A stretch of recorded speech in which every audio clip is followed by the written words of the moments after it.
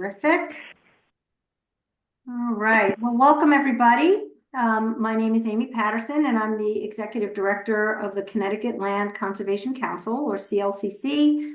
For those of you that might be new to the organization, we're the umbrella for the state's land conservation community, and we are the only statewide service association dedicated to providing a whole host of support to Connecticut's 120 or so land trusts.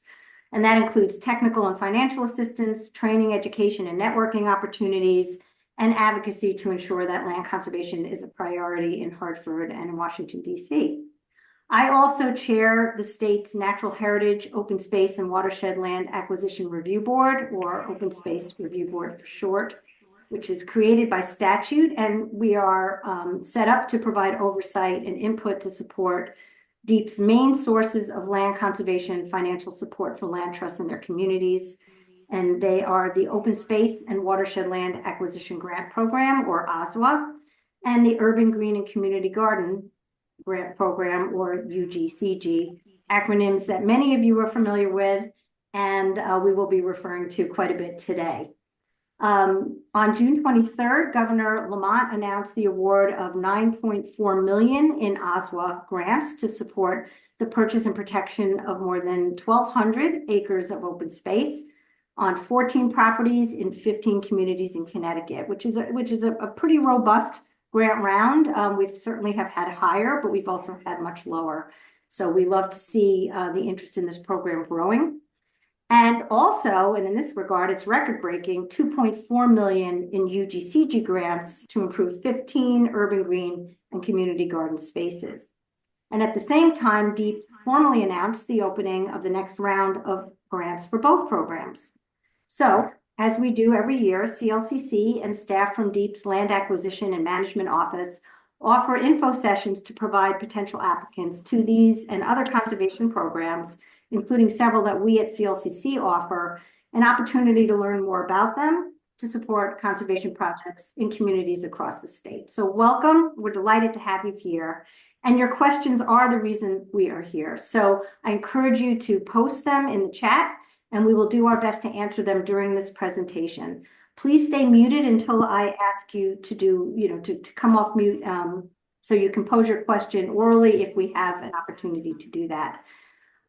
Without further ado, I'm going to introduce Lindsay Sir, who is the Director of Land Acquisition and Management at DEEP, to provide us with some insights on these programs. So thanks everybody for coming, and we look forward to your questions. Lindsay, take it away. Hi, everybody.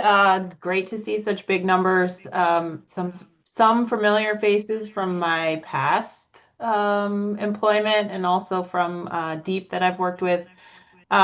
Some of this might be review for folks, but please, please, please feel free to ask any and all questions as we go through.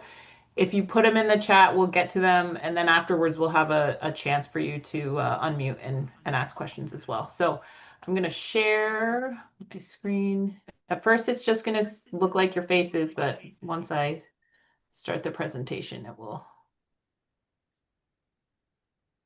Okay, can you see that now? That is your, oh, there it is. I was going to say that is your beautiful family, Lindsay. You saw my family, yes, but now you should be able to see the. We can. Thank you. First slide. Okay. So as Amy said, I'm going to talk about a few programs that are offered through DEEP's Land Acquisition and Management Office. And the first one we're going to go through is our open space grant program called OSWA. So this funding source is for the purchase of permanent interest in land. So it can be a fee acquisition, purchase of property, or conservation easement purchase. Eligible entities, municipalities, nonprofit conservation land organizations, and water companies. So if you fit into any of those, you can apply for this grant funding.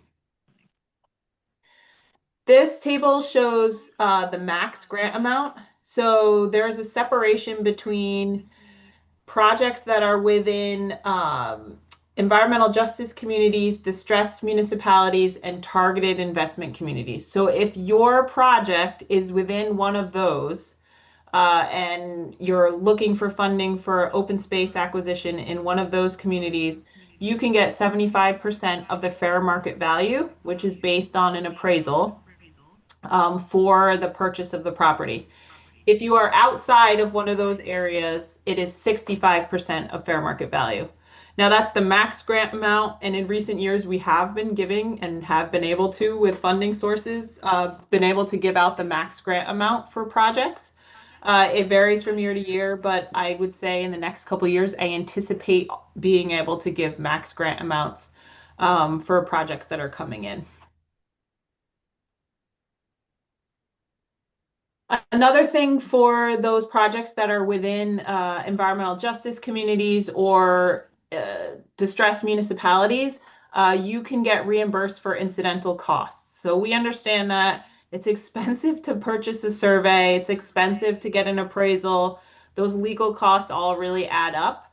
And so for those projects within those areas that are distressed or environmental justice, you can get reimbursed for those incidental costs. And when you write out the application, you put an estimate. We always say err on the side of higher costs because we can't reimburse over an amount that was given to us. So if you estimate costs, maybe add a 5% increment to that, you will get reimbursed based on invoices. So you won't get reimbursed the full amount if you don't spend that much, but you can't go over the amount we put in the award letter. This is the map that we use for your applications. You would use this, but also to identify whether your project is in one of these areas. So in here, this is a static map on our website. You can zoom in, you can type in an address in this box up here. You can look at it in many different ways, but the environmental justice blocks are in these orange, this light orange, and then distressed municipalities are these pink, sort of orange, larger sections, which are specific municipalities.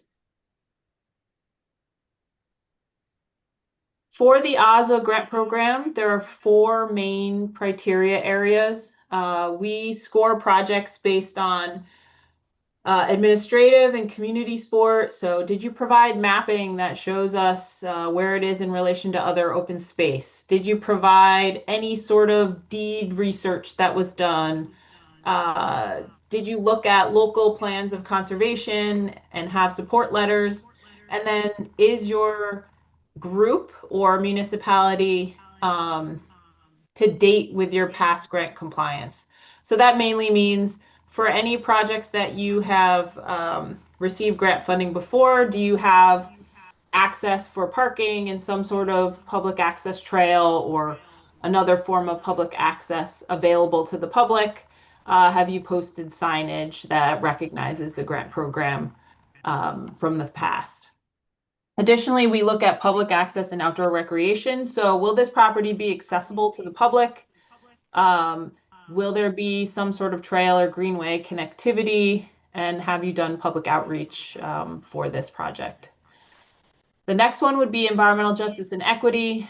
We look at recommendations from state plans for environmental justice and equity. We look at proximity to public transportation and mixed income housing, and then community impact as well.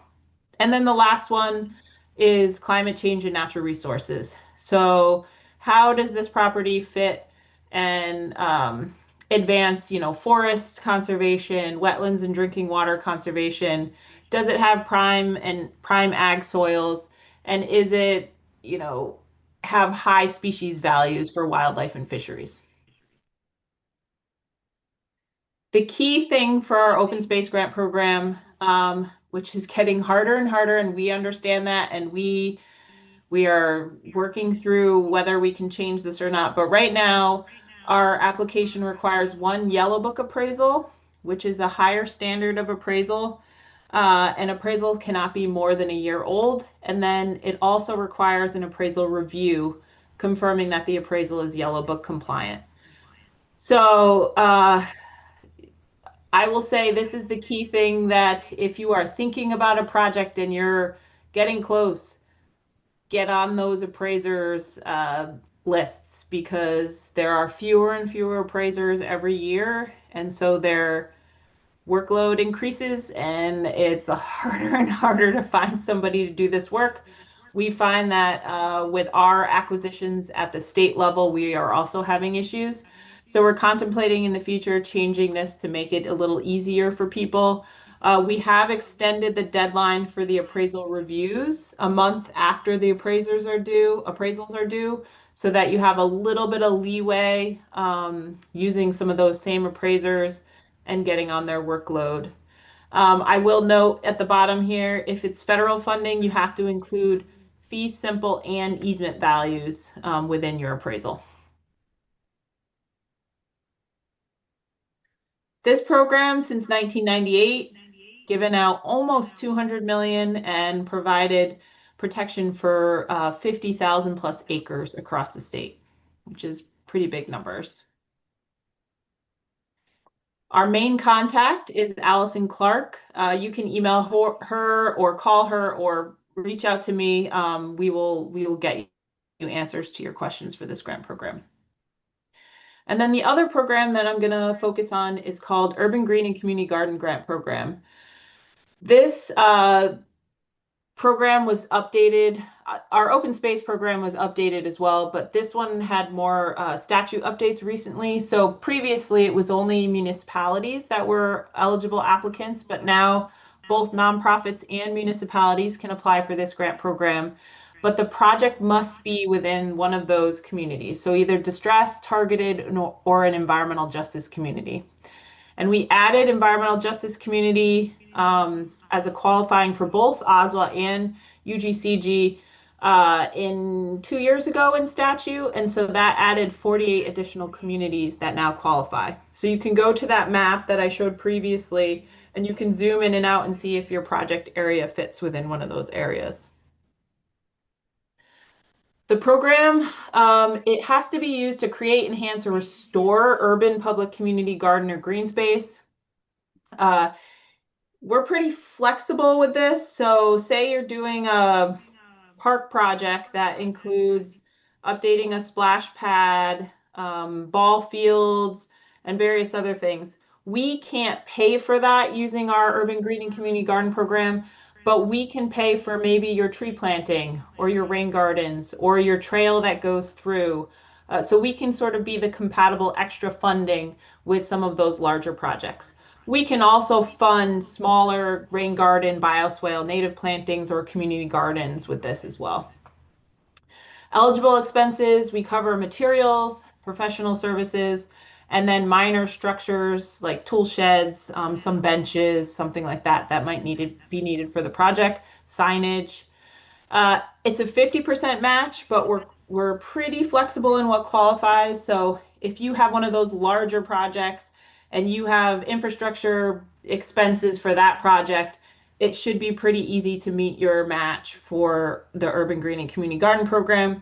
We also accept donated materials and professional services and volunteer labor as well. The application for this grant program is pretty small comparatively. It's just a few pages. We need ownership information. We need some sort of site plan. It can be a professionally drawn site plan. It can be a map. Some of the best actually site plans that we've had is someone took an aerial map and then drew in the features that they would be installing with the Urban Green and Community Garden program. So it doesn't have to be professional grade, but we do need some sort of site plan to understand where the money is going for this project. We need a project description, so a narrative. We need to understand the community need and outreach that has happened and whether or not there's ADA accessibility for this. We need some sort of a plan for the future operation of the site. So we need to know that you have some sort of stewardship funding or volunteer labor to make sure this project continues after our funding.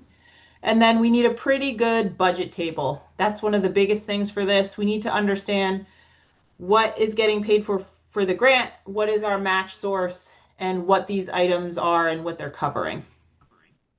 We also have some minor things in there like local support letters and some consistency with past plans.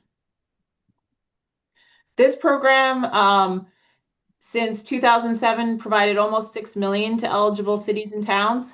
I will say that up until last year, we had provided 3.5 million through this program, and we almost doubled in 1 year how much money we were giving out in this program, which is remarkable. And I think the program is continuing to grow, so we want to see more and more projects through this grant program come through and get funded. Cameron Clegg right now is the contact for this program. You can email him. You can email me. We will get you answers to questions about this one. And then I wanted to dive in a little bit to a few additional, well, actually, I think I'm just going to talk about this one, additional funding sources that DEEP manages. The Highlands Conservation Act funding is a source of federal funding, and it comes from the Fish and Wildlife. Municipalities, nonprofits are eligible, but the projects have to be within the Highlands boundary. I'll show you a map in a couple slides that shows you where it is, but right now we are actually slowly extending the boundary of the Highlands region that the Fish and Wildlife is letting us do based on some mapping. So I will talk a little bit about that when I show the map. We don't do a separate application process for this right now. We might in the future, but right now it's solicited through our open space grant program. So you indicate your interest on the application, and then projects that qualify will be reviewed by DEEP staff. If you combine this funding with our state funding, you can get up to 90% of the cost of the acquisition. So that's a pretty significant dollar amount. The priorities are very similar to OSWA, safeguarding water supplies, conserving forests, protecting wildlife, public recreation, and then one that's slightly different, saving agricultural resources is also a priority for the Highlands. This is the map I was talking about. So this is the current boundary. All these municipalities, projects within these municipalities can count. We are slowly expanding the boundary along this whole side here. And it eventually can probably make it to and slightly past the Connecticut River. But right now, these are the towns that have this funding available. If you're interested and you're in one of these towns that's adjacent, you can reach out to us and we'll have a conversation about what it takes to get added to the region. If you have projects coming up that are in them, we can talk about that as well. But some of these along the edge here can still be added in the future. They're just not part of the boundary right now. So they don't qualify for funding yet. Since 2004, we've received 16 million in grants, and that's conserved about 7,000 acres in the Highlands region. We mostly use this money to partner with land trusts and municipalities for acquisitions, but sometimes DEEP also uses it for its own acquisitions. Matt Starr is our key program person for this program, and I think that might be, yep. So I can stop sharing, and then if anyone has specific questions, I'm happy to answer. Muted here. I'm not seeing any questions in the chat. That was a lot of information. So I want to pause and give folks an opportunity to, I think it's a pretty big group here, but we can try to have you raise your hand. And if we start to get a big flow of questions, we can start putting them in the chat so that we can get to all of them. If you can, I see Anita, or I see Anita's group there raising hands, but it would be easier also for us to see if you use the hand raise. Yes, the react function at the bottom where you can raise your hand. All right, so that would go on the bottom of your screen, click on react, and then you should see the prompt for raise hand, which I'll do right now at the bottom, and I'm going to lower my hand. So Anita, though, Anita's group there, I saw that you had raised your hand. So let's start with you, and then Adam, I see your hand raised as well. So we'll go to Adam next. Go ahead. Oh, can you hear me okay? Yes. Great. It's Lana Ives and Anita Dunn. The Highlands Conservation Act, I see that North Haven and Hamden are not in the boundary there. Would we contact Matt Starr or would we contact you, Lindsay, to be So added? I don't think that the boundary will extend that far. Okay. But if you are interested to know whether it could, yes, reach out to myself or Matt Starr. I don't have it in this presentation, but we have a map of the potential area. Um, Okay. and we can look at that and check and see if those are towns that would be included. I don't think it gets as far as North Haven and I would remember because I live in North Haven, so I don't think it gets that far. Okay. Okay. Thank you. Yep. Great. Keep putting your questions in the chat, by the way. This is terrific, and then we'll go back and forth. And by the way, assuming we have time, we're going to start. I'm going to run through some of CLCC's programs, financial assistance programs for land trusts, probably in not too much detail, but I'm going to direct you to our website too, and we'll take it from there. But go ahead, Adam, and then I'm going to go to a couple of questions in the chat, then Karen, and then Andrew. Go ahead, Adam. Thanks. Hi, Lindsay. I have a question about the community garden grant. I understand you have to own the property in order to apply.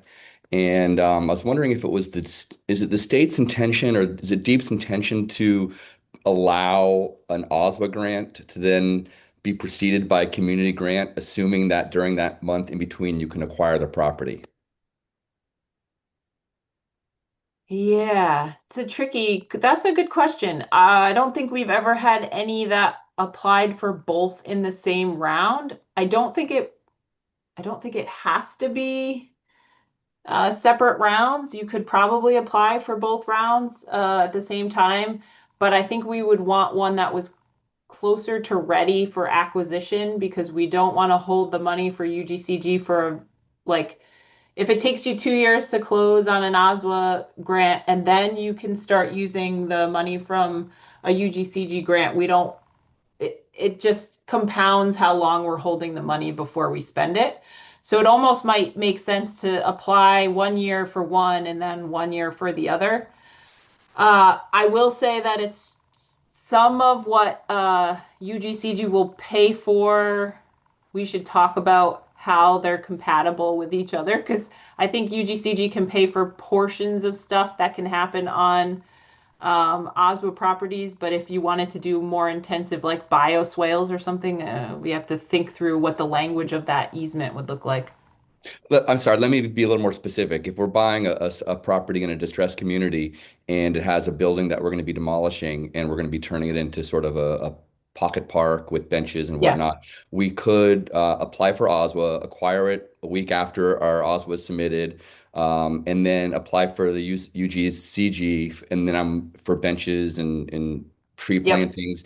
And it sounds like that would be okay as long as we Yeah. owned it, even if we didn't receive the OSWA award we could still apply for the UGCG. And yeah. Yeah. If you don't own it at the time, but you will own it before we draft your UGCG contract, I think that's okay. You just have to be Oh, specific about that in your application and how that's awesome. going to happen. Okay, thanks. And Yeah. finally, will it help pay for demolition of a building? I don't know if that qualifies. No, we have not done that before. That It's been wouldn't work. for the restoration work after the fact. Okay.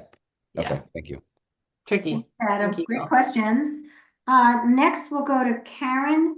Then Andrew, I noticed, Andrew, you put a question in the chat and your hand's raised. So we'll just have you pose your question orally, followed by Rick Orlick's question in the chat. So go ahead, Karen. Thanks, Amy and Lindsay. For the Community Gardens grant, I'm working with some tribal governments who might be interested in applying, but I noticed that the eligibility is for nonprofits and municipalities only. So would they have to go through the municipality? Is it on tribal lands? Yes. Yeah. Oh, that's such a good question. And one that we're grappling with, honestly. We tried last year to put language into the statute that would tweak it so that tribal governments were eligible applicants. But with once legal started looking at the complications between state and tribal and figuring out how those two things work together, we didn't end up being able to move forward with tribal governments as eligible entities. I will say we're still hoping that in future statute changes, that's going to be something that gets tweaked, but we haven't quite figured out how to do that yet.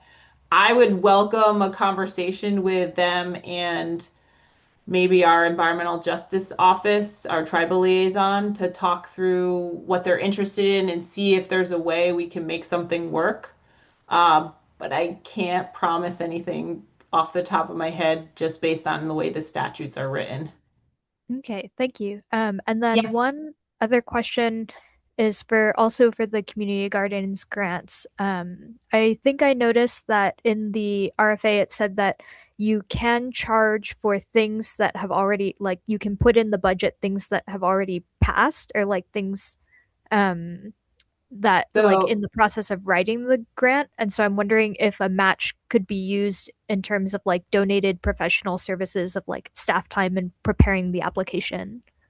so you can have some match that's outside of our contract period, but we can't reimburse you for costs that happen before our contract is signed, if that makes sense.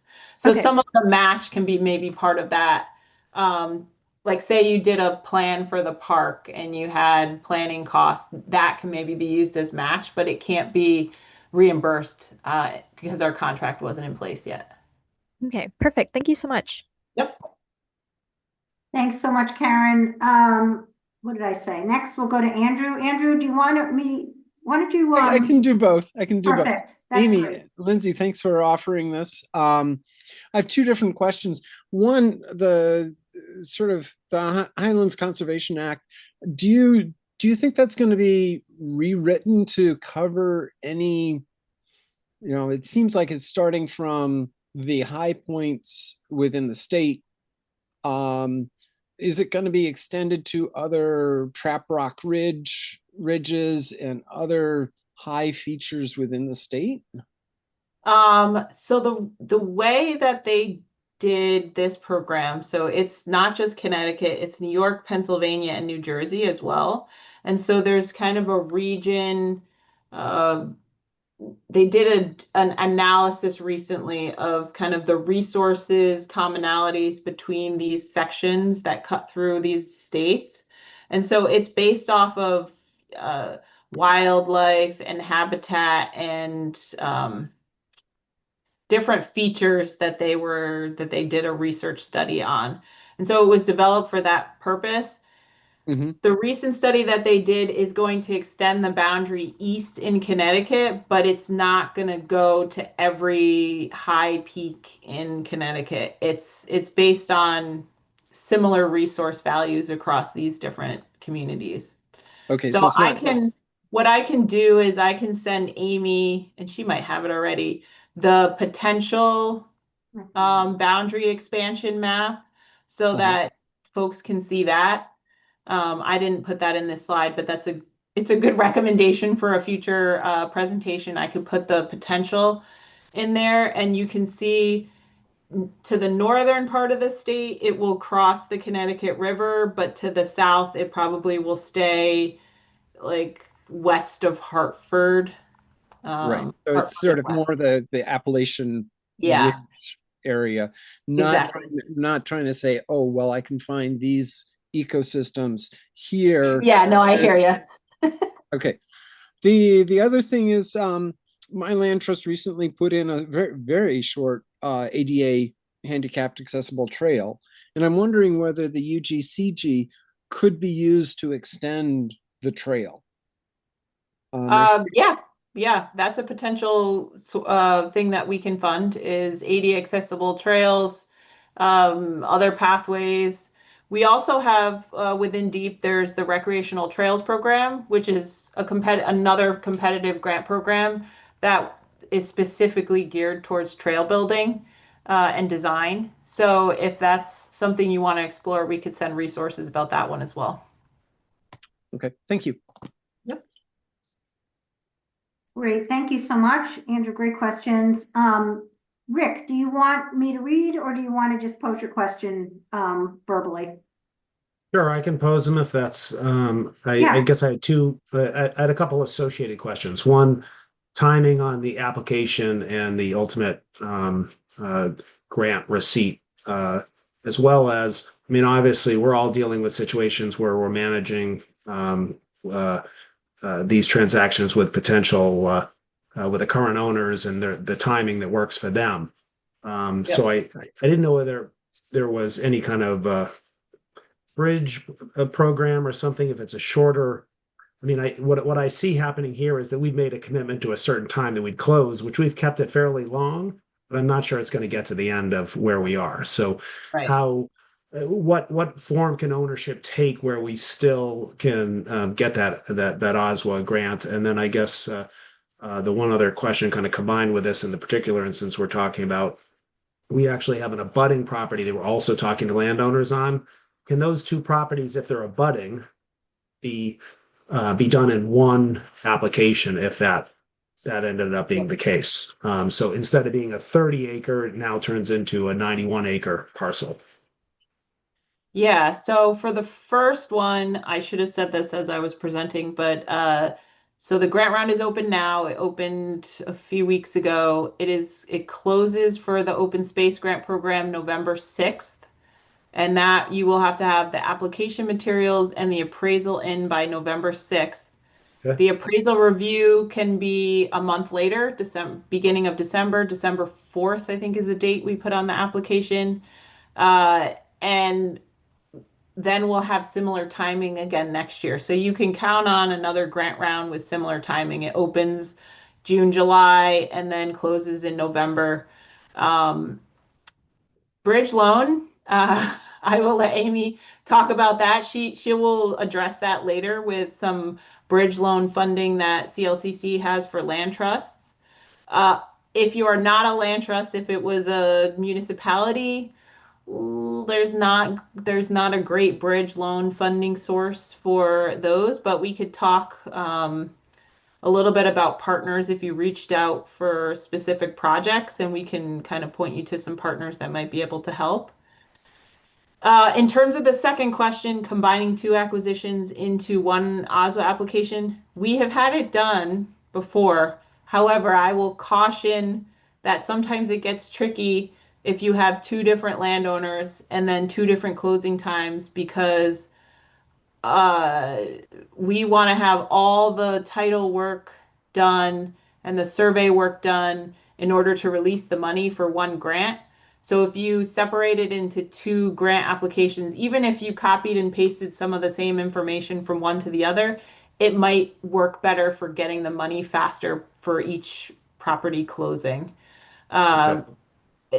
We don't put a limit to how many applications per organization or town for any of the grant rounds. So you can apply. I mean, we've had one round where one group got like 5 grants because they had that many projects moving. So I would recommend it be separate just because of the complications. You never know what happens with one landowner or the other, and you don't want them to be coupled and not be able to close and get the money you need in time for that project. And so going back to the grant, the timeline. So obviously, the applications goes, what's the backside in terms of when you ultimately could receive funding that goes to the to the landowner? Yeah. So typically it takes, we have a lot of little steps in between. So you'll have to get the legal description and the survey done and get that in and get approved. The title work has to be finalized and looked at, make sure there's no encroachments and no issues on the property. Typically, it takes like a year from grant award for people to be ready. But if you've started some of those steps prior, it might speed up the process. We've had some that are, ready to go pretty quickly and they close in just a few months. I will say that if you have kind of a back source of funding that you can close ahead of time, you can get most of the time people are getting reimbursed. So I guess that's part of my bridge question is, if the land trust had a way to close on something, Yep. you can still get reimbursed in this situation? Yeah, so you can close, there's two ways. So you can close as soon as the grant round closes, November 6th, or if there are extenuating circumstances because the landowner has another offer and they won't wait, you can write a letter to the commissioner. You would send it through our office requesting an early close that would still allow you to compete in the next OSWA grant round. And Yeah, we because would send you a waiver letter that said, Right. yes, you can close early, knowing that it's at your own risk. You still might not get OSWA funding, but at least you can compete in the next round of OSWA funding. So you can close early. One thing I will recommend is if you're going to close early, let us see some of the title work and deed stuff prior so that we can make sure there's no complications with the Attorney General's office in the future with the OSWA closing. Yeah, no, I think we've already done the title work on it. So, I mean, I Okay. think we had initially had it held through 12/31 of this year, so to close in that time frame. So in terms of the application closes on November 6th, award announcement potentially happens. Award announcement is usually like June of the Okay. following year.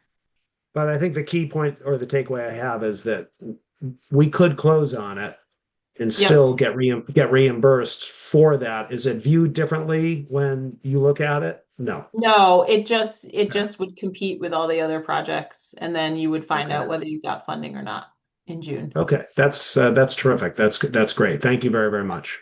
Yep. Thank you, Rick. Great Yes. questions. Let's see. Let's go to Tony Irving, and then we'll go to Anita's next question. Go ahead, Tony. Tony, you're muted. You're muted, yeah. I had the same question about being able to get the OSWA funding after a property had closed because the owners of that property were not willing to wait to find out if we got Right. an OSWA grant or not. But you're saying that we can become a normal, so to speak, applicant, even if we had to close early, if we do certain things like write letter to the commissioner for early close or etc. Yep. And if the closing is after the November 6th deadline for the application, you can close at any time after that application deadline is closed because you've already sent in your information.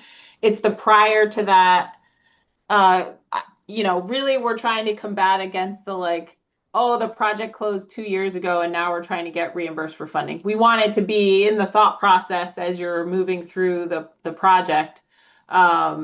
But yeah, if you reached out to us, you could get a waiver letter from the commissioner as long as there's, good extenuating circumstance for the early closing. Great. Thank you. Sorry to chime back in if I can. It's associated with Anthony's question. So is it best practice to wait to close post November 6th in this instance? So yes. Okay. That is typically we probably at this rate have one project a year that gets a waiver letter. So if you can wait till November 6th to close, that's preferable. But if it really is a extenuating circumstance, reach out to us.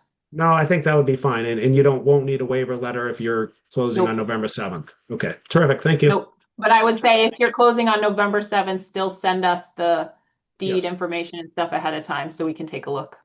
Terrific. Thank you so much. I'm going to go to Anita's question in the chat, and then we'll go to you, John, to pose your question. Anita asks, can an OSWA grant be used for historical preservation of an existing structure on a piece of open space? Sadly, no.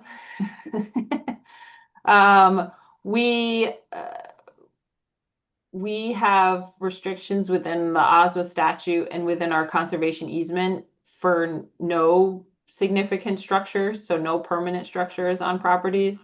So it could allow for, benches and kiosks and signage and stuff, but it doesn't, we usually cut out the buildings from the OSWA easement. And I will say there are, though, Anita, other sources of funding to help with historic preservation. And without putting Honor on the spot, but I know Honor Lawler from the Trust for Public Land is in the room, and I know how many projects that they work on, and some involve historic structures. So Honor, if you, after we get through the next question and if you want to put it in the chat, but if you want to weigh in on that, I think that would be helpful to folks. All right. So let me get to John and then we'll come back to you. If you don't mind, that would be great. John, go Great. ahead. Thanks. This is a little bit related to the previous closing questions, but we're trying to get creative on a specific project. And I'm wondering if the owner might kind of take or the land trust might take a note. I guess the owner would have the note from the land trust, where we would pay them out over time, say, and if they might be willing to do that, but with a lien on the property, would that queer the whole grant process? That is a good question.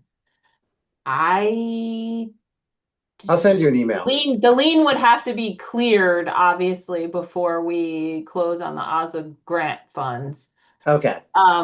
But we have had some land trusts trying to figure out creative ways, and one of the creative ways is creating like a separate LLC.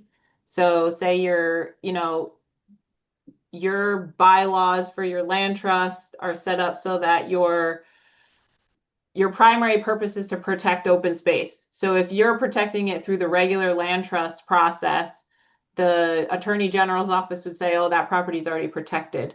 But if you protected it through a separate LLC that's set up so that you can have land holding and potentially sell property afterwards, and then the LLC, sells it to the land trust later, there's ways to kind of work through some of those timelines to try to allow for even earlier closings than what we can allow for OSWA, if that makes sense. It does. But I'm hearing that like a 5-year note would need to be cleared before you would fund. So we have to have clear title before we can release the funds for OSWA through the AG's office. So I don't know. I guess It'd it be would clear depend title, on but with a lien. Yeah. I So don't know. Lindsay, We'd have to have they- that question answered by them before we could give you Okay. but subordination could be a route, right? If the lien holder agrees to subordinate their mortgage interest in the property, their whatever security interest they have in the property to the state's OSWA conservation easement, that might be. Ooh, okay. good thought. Yeah. Good So thought. what I would say for any of those kind of out of the box options, send us an overview of what you're thinking and some of the specifics, and we will run it up the chain through our AG's office to make sure things would be compatible before you move forward. Okay. Thank you. Perfect. Yeah. So just to, and I'm not seeing any hands up. If I'm missing you, just please raise your hand or put a note in the chat. But just getting back to the historic preservation question, what we're seeing are more land trusts looking at properties that have buildings on them, some of which, they know because of the OSWA requirements they need to be demolished, but some of them they don't want to demolish. So there's ways to work out the configuration of the easement so that it would exclude that area. But what if there's a building it can't be excluded from the easement area? It's got to be in there. Lindsay, number one would be, the valuation would be impacted, right? So you'd have to carve out the building from the easement area, correct? Yeah, we, funny enough, Honor and Deep are working on one that's just like that right now, where the building is cut out and the value of the conservation easement is kind of the backland, and then working separately on funding sources for the historic preservation for the front part. The land trust is purchasing the whole thing, but the OSWA easement is only on the back portion, and the historic preservation and building are separate from that. Okay. And now separate and apart from that, just Honor, if you would share some of your expertise and insights on historic preservation, in these instances, that'd be great. Yeah, so in my limited experience with projects that have the historic structures on them, we've done it a couple different ways, but almost in all of the cases, because the public, the deep money or the OSWA grant and typically other complementary like Highlands, aren't willing to pay for structures, the LEAP grant that Amy's organization administers very generously. Those, the way we've done it is that the municipal contribution sort of helps offset the cost of the actual structure if it has significant value. So in the case of the Berlin Land Trust, the house itself was like appraised at 420,000. And so there were some other complicating things, but we just sort of separated it entirely from the OSWA application. It was part of the whole project. And then in other scenarios, we've actually just carved out like historic barns that don't really add like contributory value to the appraisal or, and so we carved those out of the easement and we didn't really lose value from our OSWA grant by doing that because it was pretty nominal. But what we found is that, once you're on the national register, or if you're in the state register, I mean, there's a lot of good folks at the State Historic Preservation Office that can coordinate, on historic restoration grants. We're about to apply through the Berlin Land Trust. We're preparing the application for them, but for a National Register nomination, which then opens, if you are on the National Register, it opens you up to other grants at sort of the higher level. So I think there are lots of different creative ways, but a municipal contribution can usually have fewer strings attached than the deep OSWA grant. And so if you can figure out a match from the town and have it count towards that component of the acquisition, that can be useful. Thank you so much, Honor. Yeah. Oh, go ahead. Did I hear somebody say something? No. No, Okay. there was one in the chat about funding available to build a community garden at land trust property in a vacant lot between two homes or backyards. That's sort of what Urban Green and Community Garden program was designed for, was those little urban lots that can be pocket parks or community gardens. Thank you. All right, Adam. I actually, Go ahead, Adam. Go ahead. okay. I just had a question about exactly what you guys were talking about because another property we're looking at has some historical buildings or just buildings in general. And I'm just wondering if Deep's perspective is the easiest way to go about this, just to carve, if it's let's say a 45-acre parcel and you could carve the homes off easily into 5 acres. And is that the easiest way, is just to get the appraisal for the open space of the 40 acres and act like you're going to be carving it off in the future anyway? Are you talking about the whole project? You would buy those lots? No, we would just buy the open space and not the 5-acre lot. Yeah, I mean, they would sell those lots separately for development or something, and you would buy the open space portion of it. The way we would have it done would be carve out from the legal description in the survey, just for the open space piece of it. Okay. Well, because we don't want the buildings either, so we would try to subdivide, and then so our project would just be the open space, and that's okay. And the appraisal would just be in fee for the open space. Yep. Would you sell, and you would sell those other lots, or the owner would? Owner would sell them. The owner would either still live there or sell them. Yeah. Yep. Yeah. And We've had plenty of applications that are like that. And it might not require a subdivision approval. It could be a first cut. So you should talk with the town. No. Yeah. And I had another question. I will say, make sure that those lots have what they need, because there have been cases where we get a conservation easement and one of those lots actually needed a piece of that for the septic or something, or new septic. So just check all those boxes beforehand, just to make sure those lots are going to be good with zoning and whatever future permits and stuff they might need. Good idea. I just had another question about the reimbursements that for OSWA. Is that it's new to me. Well, we're working in a distressed community, and I was just wondering if we were going to be purchasing the property the same calendar year, so after November 6th, would we just keep track of our reimbursements for legal, survey, appraisals, et cetera, and then include that list in the application? Yeah, okay. so I would say if you are already spending money, keep track of that. Add that plus whatever else you think you would spend when you to get towards closing and err on the side of a little bit higher because we will reimburse based on invoices for those and receipts for those spending Okay, costs. thank you. Okay. Oops, I just jumped ahead here for my part. Any other questions for Lindsay on the OSWA UGC Highlands or any other general questions about support from Deep?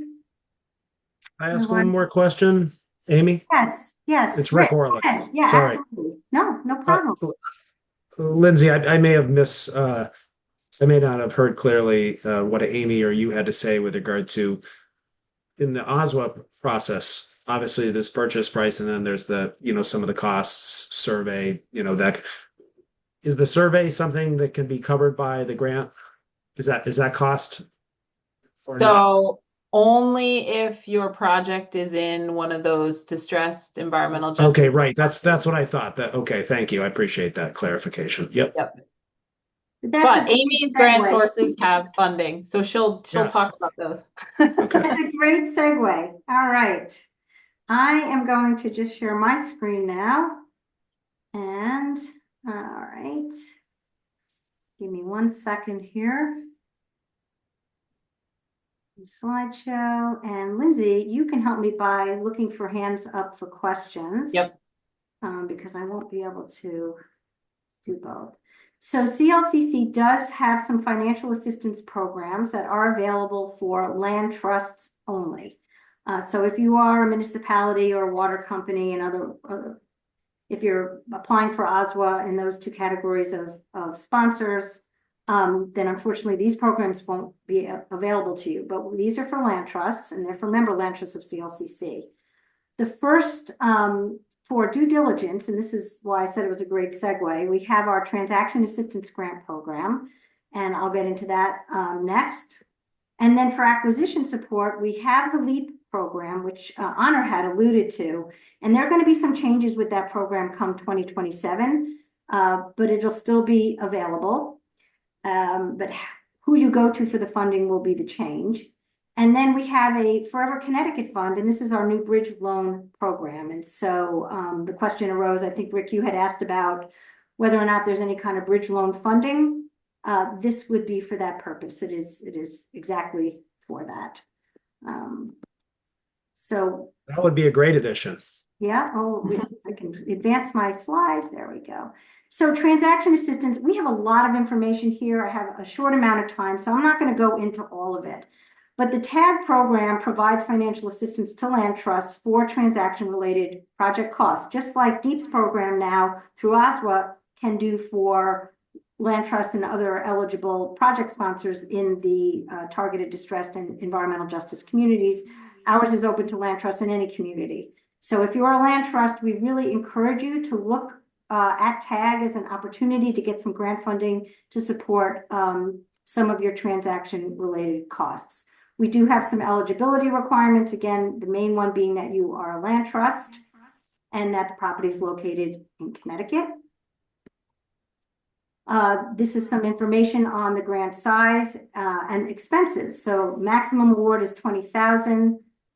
We have an exception for regional land trusts applying for one grant per municipality. So, if you're working in a number of municipalities, you're not limited. The $20,000 is per municipality. And these are the eligible expenses: appraisals, title, environmental site assessments, surveys, and recording fees. And here we list the ineligible expenses. So I'll give you a second to digest there, but this is all information that comes directly from our website. And before I stop sharing the screen, I'll take you all to the website so you can just see where to go. We have evaluation criteria. Again, this is a lot of information, but I would say most of the projects get funded. Most of the requests for TAG funding is available. And application timeline, our goal with our financial assistance programs is to turn the funding around as quickly as possible. So you can see here what that timing looks like, but we encourage, just like DEEP, that if you have a project and you're looking to apply for any one of our programs, you contact Yao at our office, who runs all of these programs. And Yao actually will be here on Monday night doing the same presentation with Lindsay. So you're welcome to come back for that one as well to pose different questions. And here's some more information about the grant awards reporting process.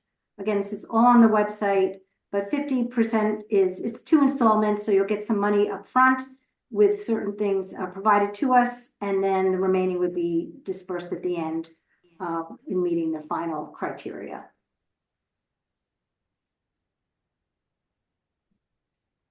The acquisition program that we currently have is called LEAP. It's the Land and Easement Acquisition Program, and this is to provide grants directly to land trusts for support of land and conservation easement acquisitions.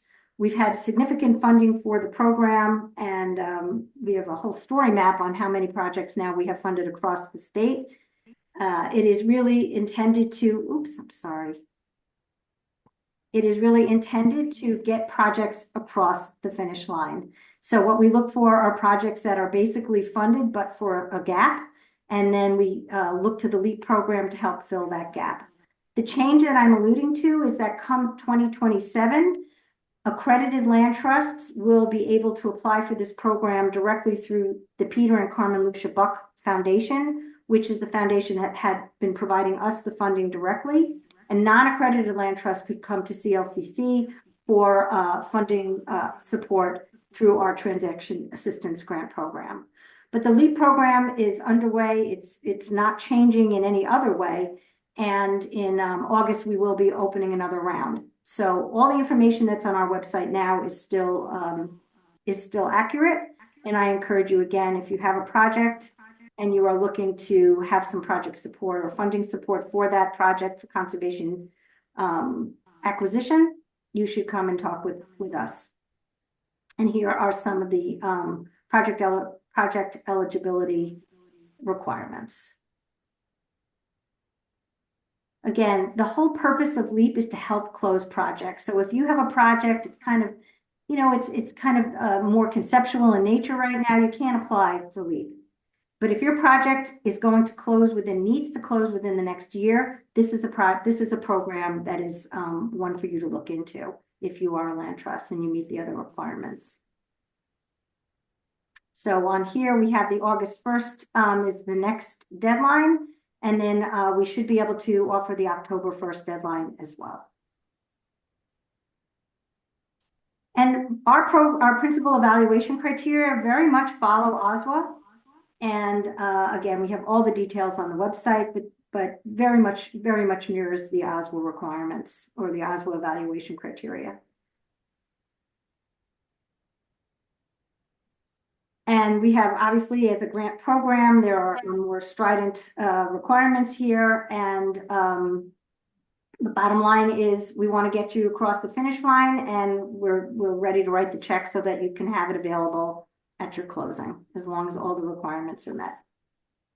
And again, if you're accredited land trust, you still come to us. We'll talk to you about the program. And then we would refer you directly for next year. We'd refer you directly to the Peter and Carmen Lucia Buck Foundation for the next steps.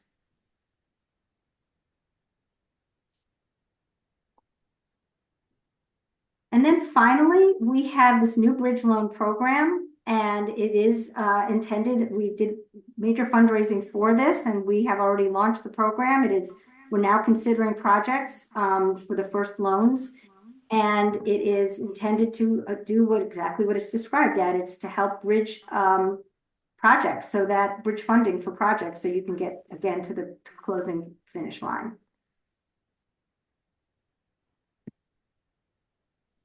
We will, for those land trusts, for all land trusts that are awarded a loan, we will be offering some coaching on borrowing and some technical support and fundraising, and to support from the application to repayment. It's really intended to do more than just provide funding for the project, but it's also to help build the capacity of land trusts so that they can better learn how to fundraise on their own and more quickly pay back any funds that have been borrowed. Use of the funds, acquisition of natural and working lands, including fee simple and easements. They may not be used for transaction costs or stewardship costs, but that's why we have the Transaction Assistance Grant Program to help land trusts, at least with the transaction costs. We also have some stewardship support programs through our Climate Smart programs, subject of another workshop. So these are some of the minimum loan terms. I'll let you read it.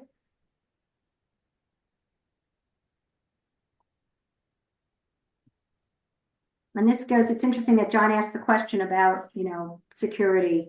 There would be, it depends. We will have different types of collateral that we would look to, and we would decide what would be the most appropriate for the project to secure the loan funds that we have provided. But a mortgage could be one of those. And so that could, again, one of the ideal scenarios would be if a bridge loan was needed, the money is provided to you, you close your project within the OSWA time period, you close on your OSWA grant, and then you could repay your loan. That's like the perfect scenario that we see. And if you have questions about these programs, and again, before we conclude here and go to questions, I'm going to just take you to our website.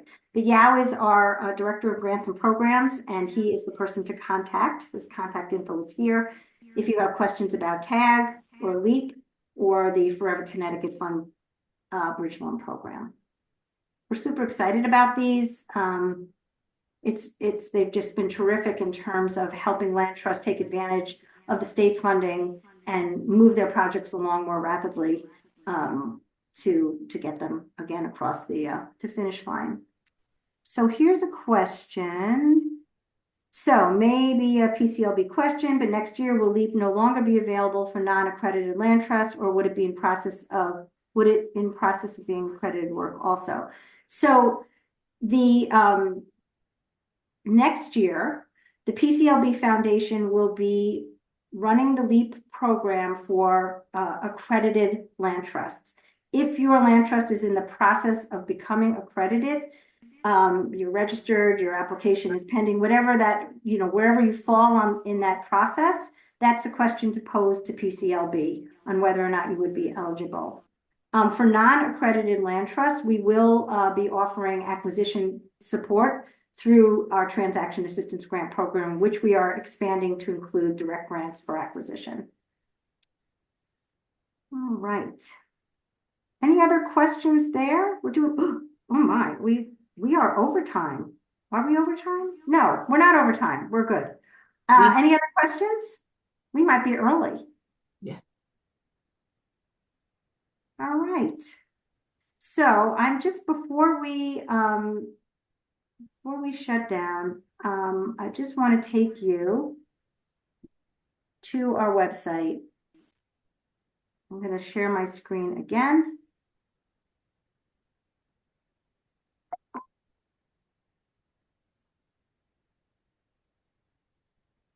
So when you go to ctconservation.org, you will find a lot of information that I just kind of glossed over for these programs and more.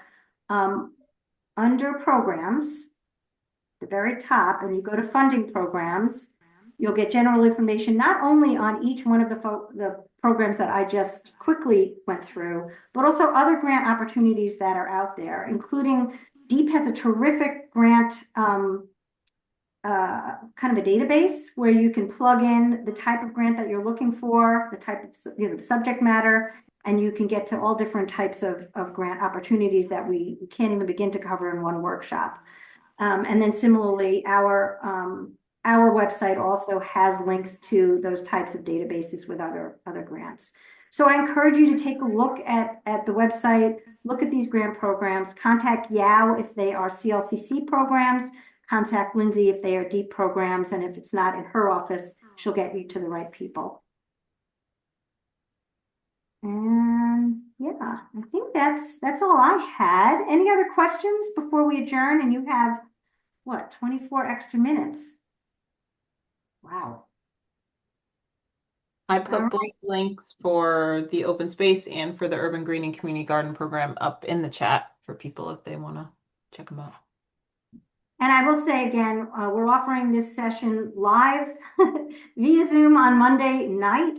Lindsay will be back and we'll be here for CLCC. So different questions I'm sure will be raised by other people that come to that session. Feel free to come to that as well. If you have new questions you want to ask them. This is a great opportunity to hear and learn from other people as well as get direct input from Lindsay, which is fabulous. And Lindsay, I guess I want to close by thanking you for making yourself available to all of us today and answering these questions. And thank all of you for coming and being interested, and keep up the conservation work and keep those grant applications coming. The more demand there is for both programs, the easier it is for CLCC and our partners to advocate for more funding for both. So keep it up, and it's a win-win proposition. All right, everybody, have a great day, and we will have this recording and the PowerPoint available to you as well. Thanks a lot. Thank you all so much. Thanks so much. City into blue to smithereens.